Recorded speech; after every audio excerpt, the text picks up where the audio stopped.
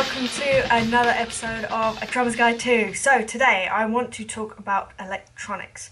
Now I'm here to not tell you should buy these electronics or those, but what I will tell you is the reason that I use what I use, and I'm not going to name any brands because if you follow me on anything you'll know what I play, and that's not why I'm here at all.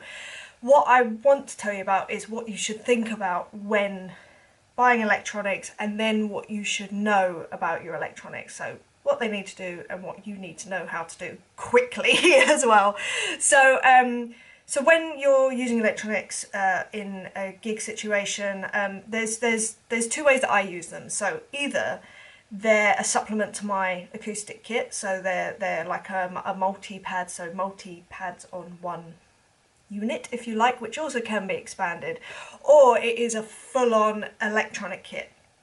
And like I say, it depends on the gig. So I use a full electronic setup, a kit with Tom Bailey from the Thompson Twins, but then I use like a kit percussion that's fully electronic again, set up with Howard Jones, and currently with Kim Wilde I use the supplemented version. So, and when I think about what, I'm lucky because I have a couple of different options for all of that. So when I approached those gigs, it was more about, okay, well, what do I need it to be able to do? And I think that that is the number one question when you're thinking about buying any electronics at all, is what do I need it to do?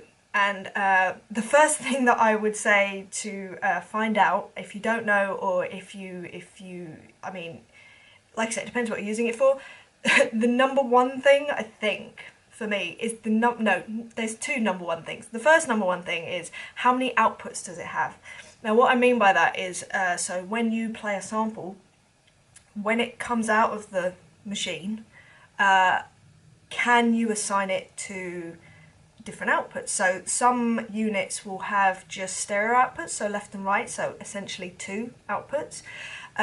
Or some others have like 6 outputs or 8 outputs, and the reason that you would need more outputs is things like if you have lots of different kicks. Some front of house engineers would like all the kicks down one line, all the snares down another, all the tom sounds or cymbal sounds down maybe a couple of others, and it goes like that.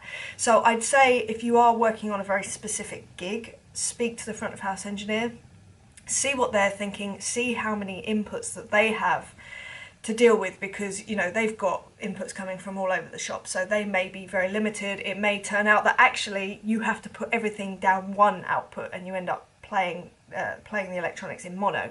That's fine. You just got to see what you're dealing with. I mean, ideally you'd get something with 8 outputs or 6 outputs, and then you have all the options available, but sometimes the functionality doesn't match that, because the second thing you need to be able to do, which is equally if not more important, is be able to load your own samples onto it. These days when I do gigs, 99.9% of the samples that I'm playing are from the record, or they're bespoke to that gig. They're not samples that are in the box, as it were. I very occasionally do use ones that are in the box and they sound great, but when you're playing a record that has a very specific sound, to be able to actually use that sound, it just makes everyone's life easier, it makes the song sound better, so I don't see why you wouldn't do that. So make sure that it can load its own samples. I'd say that those are the two main things,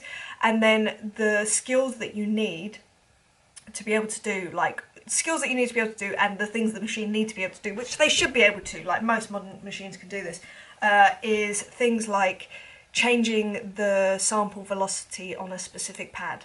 You need to know how to do that, and quickly. I've been in gig situations where for whatever reason suddenly we're in the middle of a song and I go and hit a snare or whatever and it is blaring and I'm like, we did this in rehearsals and it was fine. Anyway, and then you've got to be able to, usually one-handedly, sort of like fix it whilst you're still playing and kind of sort it out like that. So if you, in fact, all of these skills you need to be able to do one-handed while still playing, and sometimes you just learn that on the gig, but yeah, you can't just stop and go, 1 minute please, before I blow everyone's heads off. So that's one of them.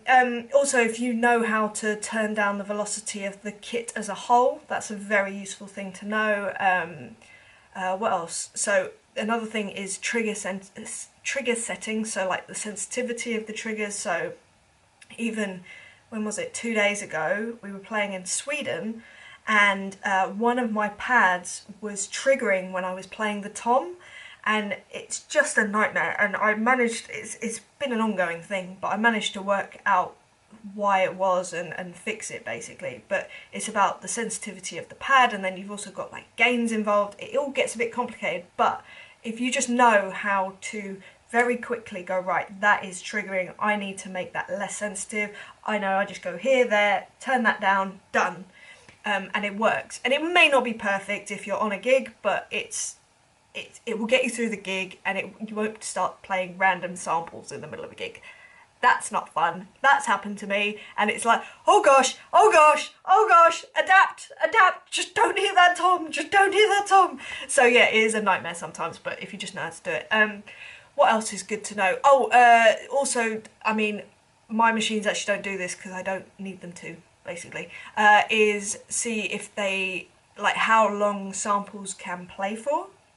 So my machine is restricted to 30 seconds, which has never been an issue, to be honest.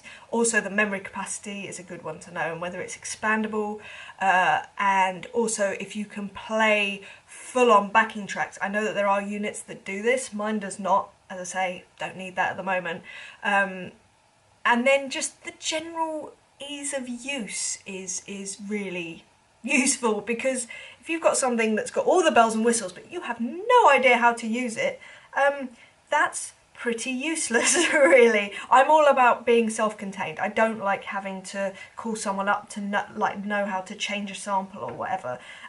So I like to be able to know what I'm doing. So I think that's a really essential thing, and it seems basic and logical and obvious, but honestly, you'd be so surprised how many people don't know how to use their machines. It's crazy. Oh, another thing that I like as well is keeping the chain signal like as minimal as possible, because you can get, in fact mine does this, you can use it as a MIDI trigger, and then you could use it with an external program, like say plug it into a laptop and use it with Ableton, which I have done before in the past.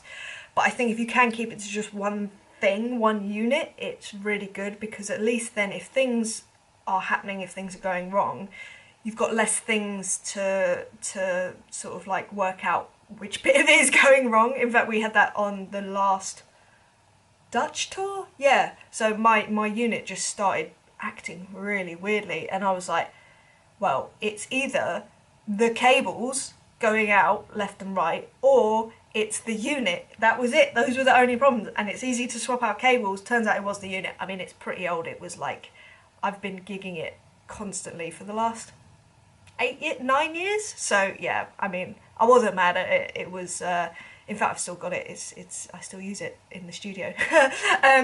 Yeah.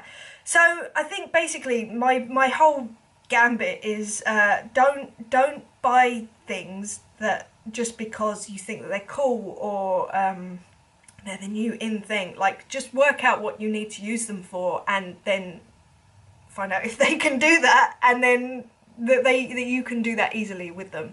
I think the usability on units is so much more important than all the bells and whistles, and yeah, just think about the functions that you need it for. So yeah, anyway, I hope that this has helped you a little bit, hopefully, and yeah, I will be back next week with another topic. If you have any suggestions of what you'd like me to talk about, or any questions about this, it has been slightly rambly. I was trying to make it structured, and that kind of all went out the window, so I'm really sorry about that. But yeah, if you have any comments, questions, want me to talk about anything, leave it in the comments below. And I'll see you next week for another episode, another subject. Alright, see you later.